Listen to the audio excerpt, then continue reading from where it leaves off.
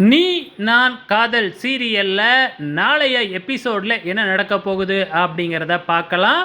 இப்போ நம்ம ராகவ் மனசில் வந்து பார்த்திங்கன்னா அபி முழுசாக வந்துட்டாங்க. ஆனால் அதை தன்னோட மனசு ஏற்றுக்க மறுக்குது. காரணம் என்ன அப்படின்னு பார்த்தீங்கன்னா, முன்னாள் காதலி மது. ஆனாலும் நம்ம அபியோட கல்யாணம் நின்னதை நினச்சி ராகவ் ரொம்பவுமே சந்தோஷமாக இருக்கிறாங்க. அந்த சமயத்தில் தான் நம்ம ராகவோட மனசாட்சி வந்து பேசுது. எப்போ பார்த்தாலும் அபியே தேடுதா அவன் மனசு, இதுக்கு பேர் தான் காதல் அப்படின்னு வந்து சொல்லுது. ஆனால் ராகவ் இருந்துக்கிட்டு இல்லை இல்லை, என் மனசில் எப்பயுமே மது தான், மதுவை தவிர வேறு யாருக்குமே இடம் இல்லை அப்படின்னு சொல்கிறாப்புல. ஆனாலும் வந்து பார்த்திங்கன்னா நம்ம ராகவ் மனசு ஃபுல்லாக இப்போ அபி தான் இருக்கிறாங்க. இதுக்கப்புறம் அபியை பார்த்து வந்து பார்த்திங்கன்னா ரொமான்ஸ் பண்ண ஆரம்பிக்க போகிறாப்புல. ஆனாலும் அவ்வளோ சீக்கிரத்தில் தன்னோட மனசில் இருக்கிற காதலை வந்து அபி முன்னாடி சொல்ல மாட்டாப்புல. அதே டைமில் நம்ம அபிக்கும் கொஞ்சம் கொஞ்சமாக ராகவ் மேலே காதல் வர ஆரம்பிக்க போகுது.